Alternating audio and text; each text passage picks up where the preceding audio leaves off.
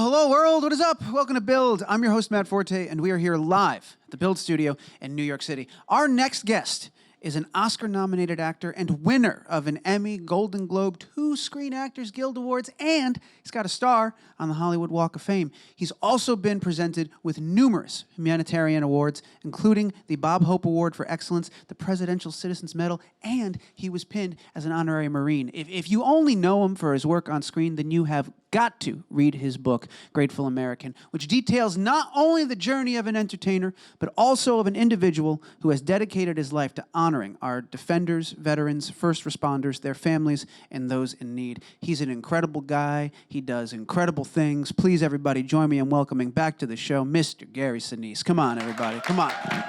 Thank you. Gary, it is so great to have you back, man. Welcome back. Thank you. Thanks for having me. It's wonderful. Congratulations. I was telling you in the green room, I read the book over the weekend. I'm super excited to talk to you about it. Comes out tomorrow, officially, the 12th. That's the big day. That's huge. Before we go too far down that road, last time you were here, we talked a lot about Snowball Express, and we were very excited the kids were going to Disney World. And then I couldn't tell you the joy when I saw all the press popping up this past couple of months, people saying Gary Sinise took a couple thousand kids to Disney World. I was like, it's happening, it's happening. Just real quick, having that behind us now, this year it looked like it was an amazing year. What was it like taking everybody to Disney World? How'd it go? What was that experience? It was a terrific event. And look, there's a lot of people involved, and American Airlines provides all the transportation. So we took. It was about 1,722 Gold Star family members, over 1,000 of them children, to Disney World for about 4 days of fun. It's right before the holidays, so you got these Gold Star children. They've all lost a parent in military service.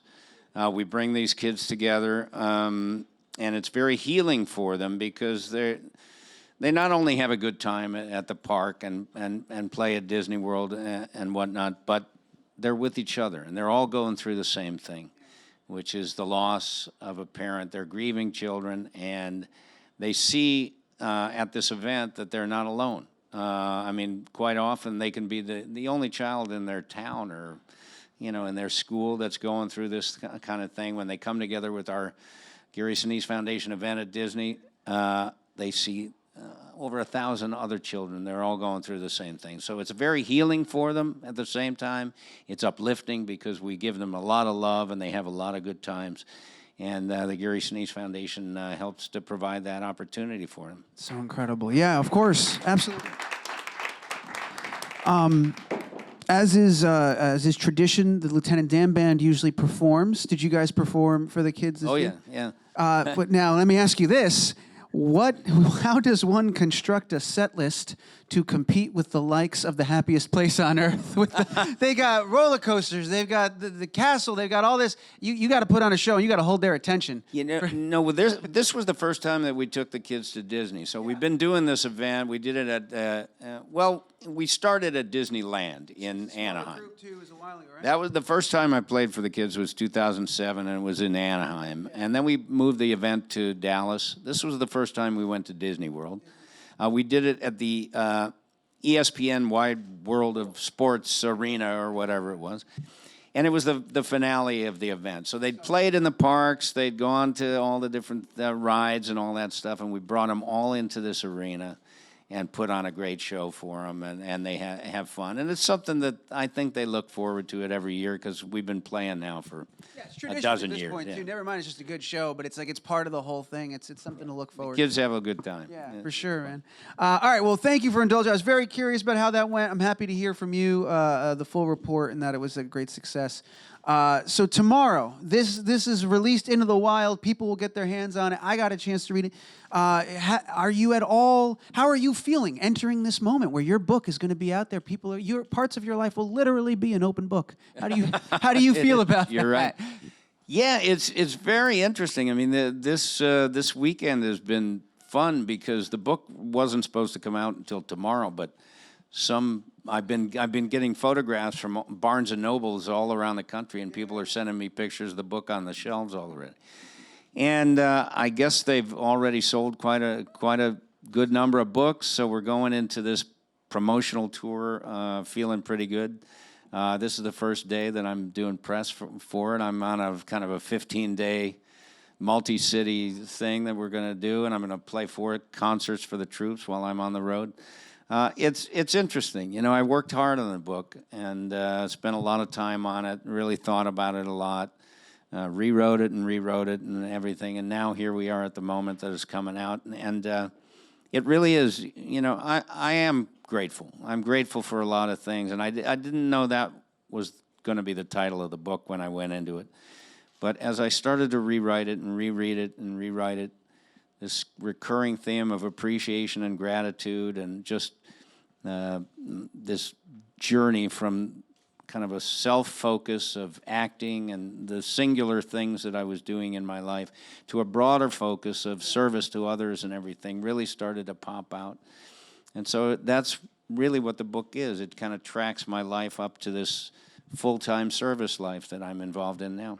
Did you find while you were writing it and sort of going back and reliving these moments to write them down and sort of preserve them, did you discover points in time that maybe in that moment didn't seem pivotal or significant, and upon reflection, looking at all the pieces of the puzzle on the table at once, you were like, oh, wow, like through present day Gary Sinise's eyes, you can see things that you couldn't see back then in that moment? Oh, sure, yeah. There's a lot of that in the book, I think.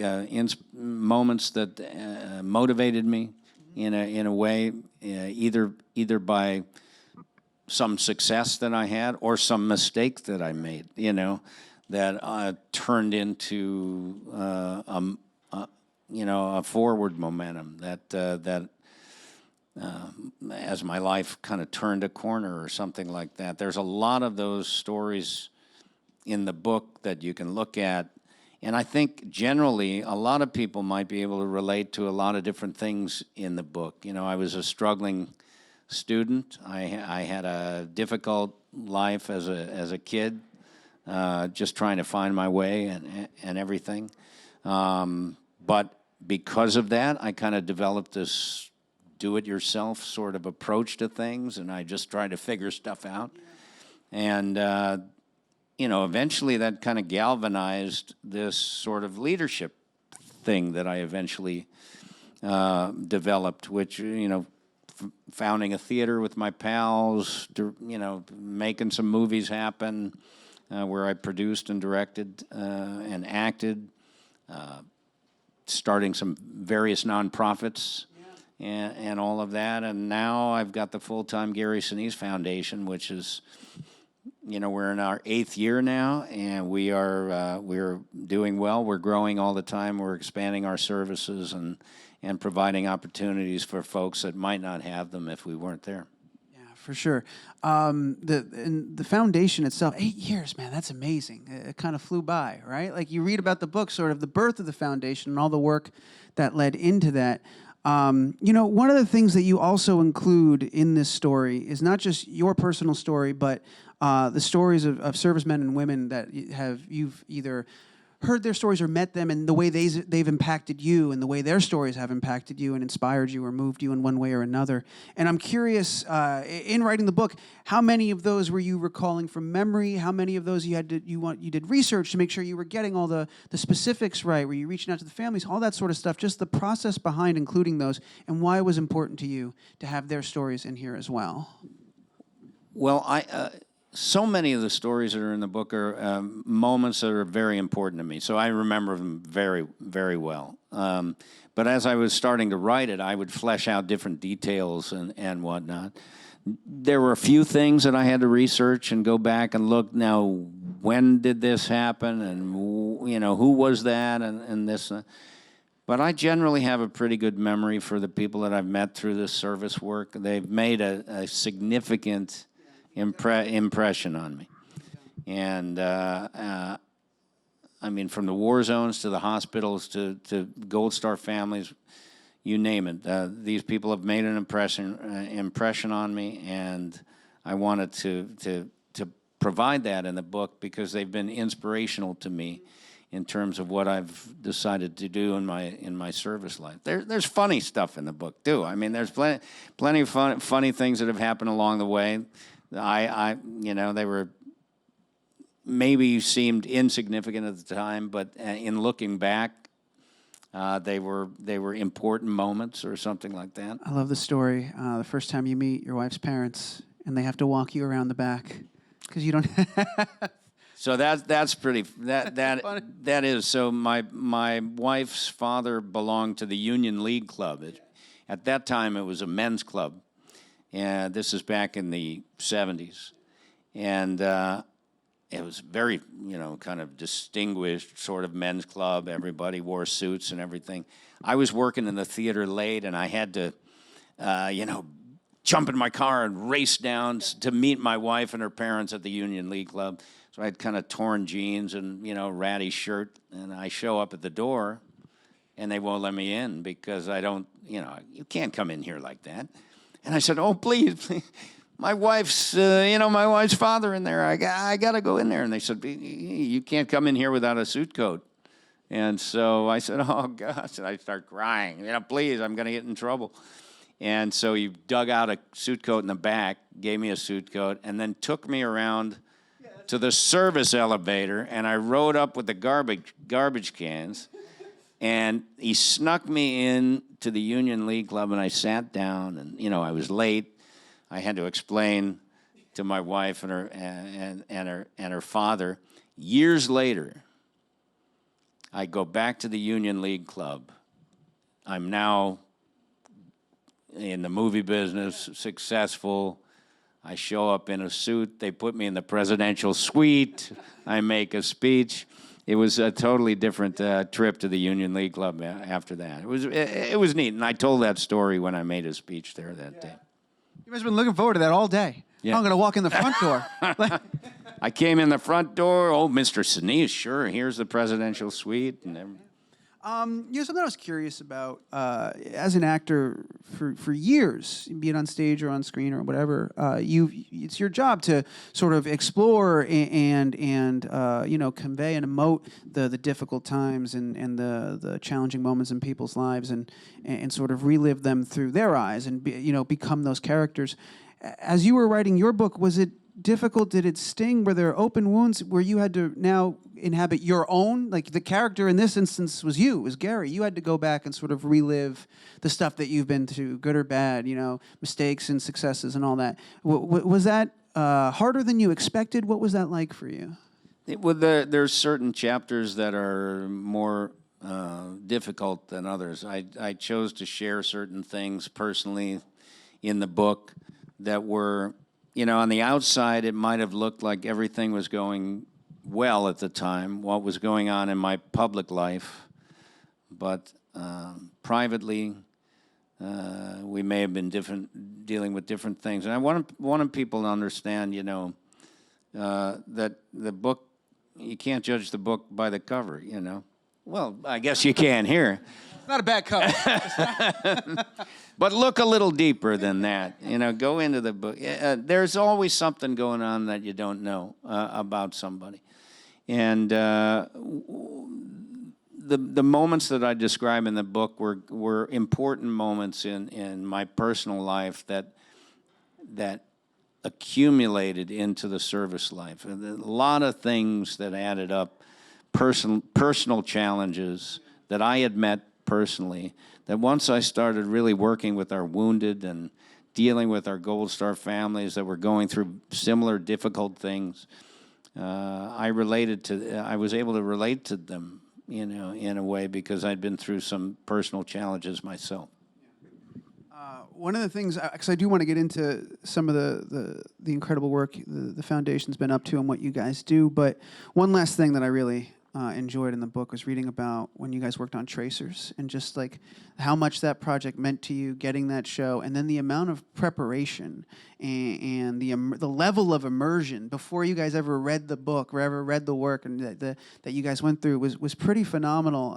And I wonder, that experience, obviously it sticks with you and you remember it in great vivid detail. Did you take from that that same approach going forward of immersing yourself at that level and living every detail you could before you ever read a play or a script? Well, there was something different about that. This was a play that was written. I was the artistic director of Steppenwolf at the time. I was directing. And I was also very focused on our Vietnam veterans, because I had met personally Vietnam veterans on my wife's side of the family, and they taught me a lot. And I very much, as a director, wanted to find a piece of material that I could focus on the Vietnam experience and the veteran coming home from war. And I found this play that was written by a group of Vietnam veterans, and it was being performed in Los Angeles by these veterans. So they weren't actors. You know, there were only 2 of them in the entire cast that were actors. The rest were just veterans. They came together under the leadership of another Vietnam veteran who conceived the idea of creating a play based on the stories of Vietnam veterans. They all came together and they workshopped this play for about 6 months. They just, they wrote the play in 6 months based on their experiences. And now they're on stage performing it. And I read about it, and I thought, that I got to go see that. So I flew from Chicago to Los Angeles. I saw the play. Very powerful. I went back the following night and saw it again. Very powerful. And I begged them to let me do it in Chicago. They eventually did let me do it in Chicago. They didn't want it originally to be done by anybody but veterans. So they resisted me for a while, and I kept bothering them about it, and they eventually gave me the rights. And I wanted to submerge my cast into the experience, because I was so passionately interested in telling these stories honestly.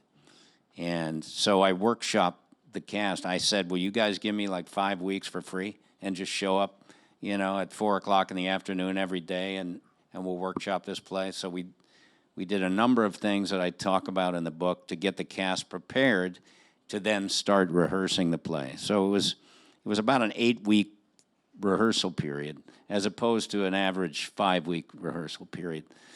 And then we started performing it, and veterans from all around the city of Chicago started showing up at the theater. And so much so that we created a night. Every Tuesday night was free for veterans at Steppenwolf Theater back in 1984. And ever since then, every single play that we do at Steppenwolf, there is a vet night. Now my foundation is is the sole sponsor of the Vets Night. At Steppenwolf, we provide a meal, and the veterans come and see a free show. And it started back in 1984. And that's the other, we should applaud for that, by the way, because it's part of that incredible stuff.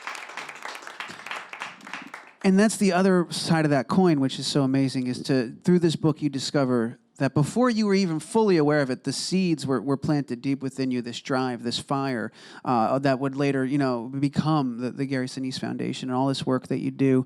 And you get to detail a lot of it, and the book is great, but you always say you could always do more, we could always do a little more, and you've been doing more. You worked recently with Verizon on this amazing Team Who Wouldn't Be There campaign. We have one of the spots. I just wanted to look at that and talk to you about that really quick, so let's take a look. Hi, my name is Anthony Lynn. In 2005, I was in a horrible car accident. I was hit by a car going 50 miles an hour, and I promise you I wouldn't be here today if it wasn't for the first responders. They told me that I flew 45, 50 feet in the air. The doctor told me, he said, you're very lucky. It was a miracle.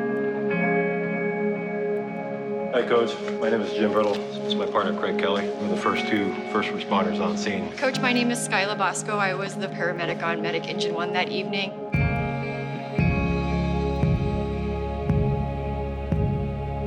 I've often thought about, who showed up that night. I never thought I'd see you. I mean, it's unbelievable. They said I had to have some angels with me that night to survive. I believe you guys are angels.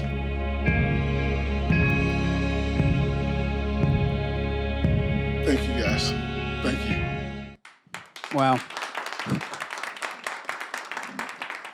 And that bit, if I'm correct, keep me honest here, that's part of a 20-minute doc that you narrate that Peter Berg directed, I believe, is what I was reading, which is going to be on Yahoo Sports. But How did you get involved with that project? And tell me a little bit about what the work that you guys were doing together. Well, Verizon led that campaign, and they actually made a donation to the Gary Sinise Foundation to support our first responder initiatives. These spots were leading up to the Super Bowl.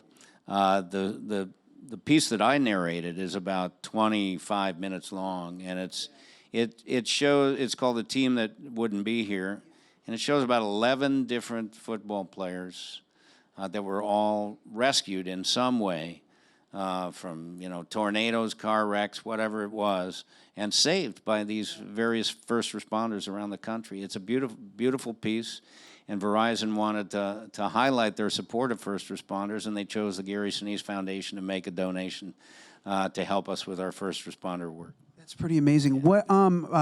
Forgive my ignorance, because there's, as we talked about last time you were here, so many incredible programs that you have, Rise and so on. What specifically do you guys do with first responders? What's the first responders outreach do? What kind of work you guys do there? My initiatives in support of firefighters and police officers, that started right here in New York City with September 11th. And September 11th was a turning point for me. There's a chapter in the book called Turning Point. And like you said, the 80s and 90s had planted seeds in terms of veterans support, but it was really that terrible day and what happened on that terrible day and the people that reacted to that terrible day, not only our veterans and military deploying to Iraq and Afghanistan, but what happened right here in the city and the incredible people that responded to that terrible event, the families that lost loved ones and whatnot. I was on a trip to Iraq in 2003. I described this in the book, and I sat down next to a gentleman who was a retired firefighter who lost two of his boys at the World Trade Center.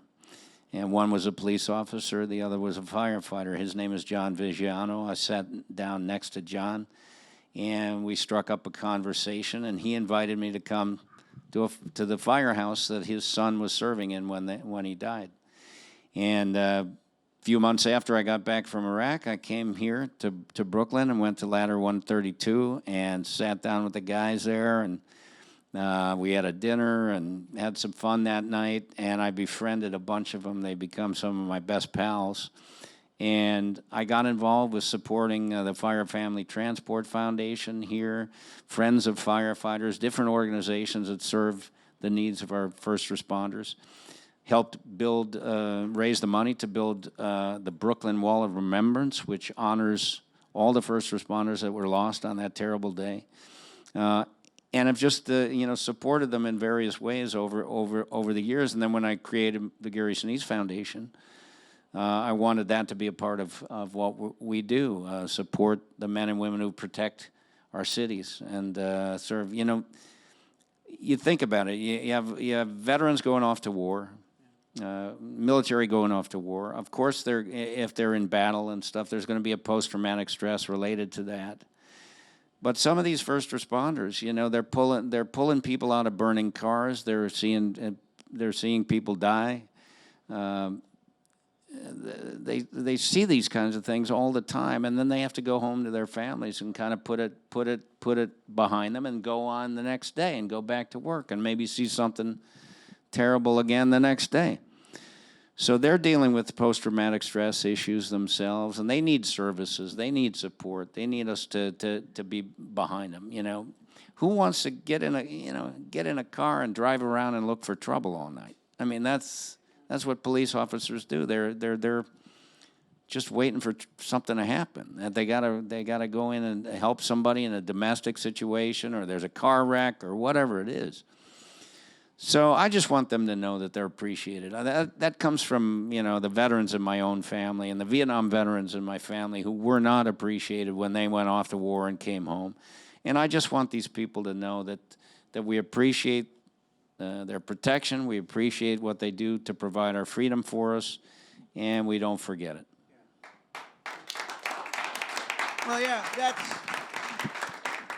That's a great point that you make in the book of all these amazing things that you've had the opportunity to do, be it from your first school play to starting Steppenwolf to all the movies. It's all because of the freedom you have, and you've met people over the years who from other places around the world that haven't had those opportunities, don't have that freedom, and it's just kind of put a spotlight on that freedom comes at a price, and you want to make sure the people paying that price know that we know they're there and we appreciate. It's very easy for us to kind of just go about our day, and we get to do what we want. We go to restaurants. We work our jobs. We can.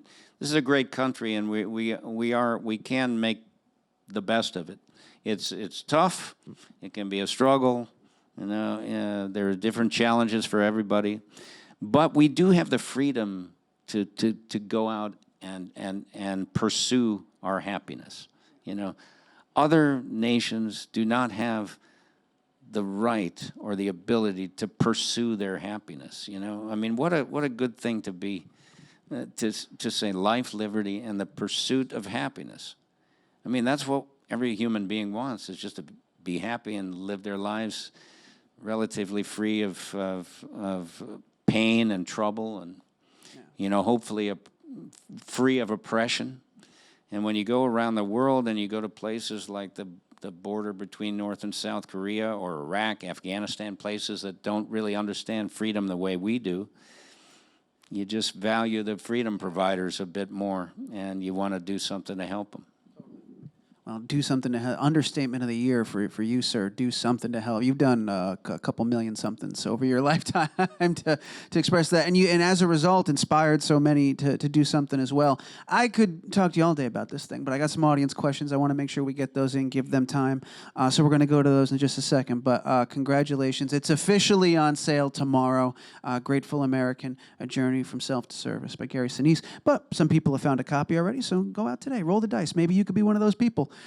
Is there an audiobook? Did you do an audiobook as well? You did? I did the reading myself. Oh, that's exciting. No, I had the John Voight do the reading. Why not? Why not, right? All right. Yeah. Thank you. All right, fantastic. Let's go ahead. I'm getting the signal. We got a couple. First question's going to be right here. Go for it. Hi, Mr. Sinise. Thank you for coming here today, and thank you for all the work you've been doing. I'm wondering are you going to plan on continuing with an acting career as well in the future, or are you kind of focusing solely now on your foundation? I'm thinking also like True West is on Broadway, which of course makes me think of you and your seminal performance. Yeah, a buddy of mine is doing that. Ethan Hawke, he's doing True. The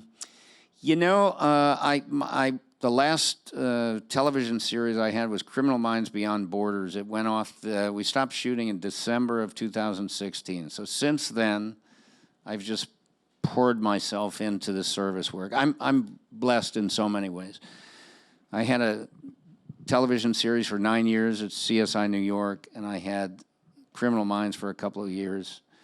There's a chapter in my book called Perfect Timing, and the timing of CSI New York coming into my life at the time that I was ramping up all my service mission work for our military, it was just right.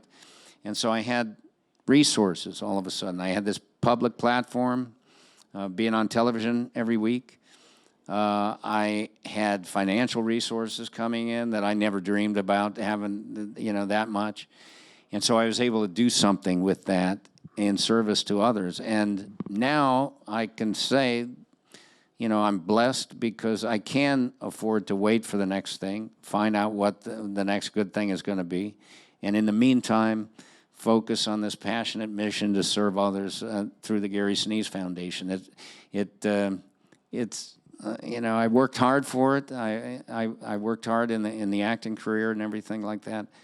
But now I get to make the most of that and do some good. Yeah, has it been nice to not have to do both at once for a little bit? Because, some people would say, oh, he found a balance. And you could say that you found a balance, but you were literally wrapping a shoot, walking on a plane, going to play a show, coming back. Like, you didn't stop for the entire time. You haven't stopped. So have you kind of actually been enjoying just the lull of just being able to focus on the one thing right now before going back to doing it all? You really did read the book. Oh, yeah. Yeah, you're right. I was shooting CSI New York for 9 years, and I would shoot all week and then get on an airplane and go someplace and then come back and go right back to shooting. And it was kind of crazy, playing concerts with my band on military bases, going to the hospitals, raising money, whatever it was. I was trying to find that balance, but it was a time where I saw this great need there, and I could see that I was making a difference, and so I was motivated, and that gave me energy to shoot the show and do all that traveling. Now it's nice that when I'm home, I'm not going to work and shooting. I can be home with the family, but I still have a lot on the calendar. It seems. Yeah, it's not like you're not doing anything. Like, yeah, you still got a lot going on. We still have quite a bit going on, but I have a great team of people, the Gary Sinise Foundation. We've expanded our program staff and everything like that so that we can meet the needs and we can continue to grow our impact and change our impact. You should go to GarySiniseFoundation.org to learn more about what we're doing. But from the time we launched in 2011 to now, the foundation has really come a long way, and thanks to the American people for supporting us. For sure. We got one more. We got one more here, so let's go for it. One more question from our audience. Come on down, sir. Hey, good morning, Gary. I'm a former U.S. Army captain, so I'm very appreciative for the service that you do for our veterans. Was there a point in time when you realized that your character and your role as Lieutenant Dan was having a profound impact on veterans and people that you were seeing in hospitals? And kind of how did that change the trajectory of your life in terms of serving others? You know, it did. I mean, there was a time where prior to CSI New York and the television series, where I was more recognized for the character of Lieutenant Dan than Gary Sinise. People didn't know I was the guy who played Lieutenant Dan, and they would recognize me in that way. As time went on, and I was on television more and more all the time, every week, you know, that changed a little bit. But in the beginning, when I was first doing all this military support and all of that, I would show up on military bases, and they just call me that character. They wouldn't know what my real name was. And that especially was true when I started going to the hospitals. And when I started meeting our real-life Lieutenant Dans, the guys in the hospitals with no legs and missing limbs and traumatic brain injuries and burns and all the terrible things that happen when you get blown up. And I would see that they would want to talk about that character. They would want to talk about the story of Lieutenant Dan. They want me to tell them, you know, about him, what it was like to play him and where that came from and all of that. And it was a real conversation starter with somebody who's in a bed and they're not feeling so good, and then in comes this Hollywood actor guy, and, you know, they got to make conversation with him. With me, it was like, Lieutenant Dan is here, and he knows what I'm going through, because he played me, and he played an amputee in the movie, and they somehow felt like I could connect to them in a way, simply because I played this guy who went through a similar experience that they did. And I was just there to pat him on the back and show my appreciation to him. But I could see that the story of Lieutenant Dan was resonating with our current active duty wounded folks. And I could see that happening with wounded veterans from Vietnam, because I was a wounded veteran from Vietnam in their eyes. And so that really formed this sort of connection and this bond that has lasted. I mean, Forrest Gump is 25 years old. It came out 25 years ago this summer. So the fact that, you know, I mean, I at a certain point I realized Lieutenant Dan is just going to be with me for for a while. And you know what? I'm glad. I'm glad I played that character. I'm really grateful that I was able to play that character, and that he could, you know, that I could do some good with it beyond just having it be a part in a movie. For sure. Thank you for serving our country. Thank you for your service and for all your questions and for being awesome, audience. You guys, this was wonderful. I'm getting the signal. I got to wrap things up, regrettably, but it has been such a joy to have you back on the show, sir. And I want to congratulate you again on this book, Grateful American: A Journey from Self to Service by Gary Sinise. You can get the audio book. Go to the GarySiniseFoundation.org to look at how you can be a part of all the incredible stuff that Gary has kicked off and does literally every hour of every day. Thank you again. Thank you guys. Everybody, do me a favor. Make some noise and join me in extending my gratitude you. to the Thanks great very much. Gary Sinise.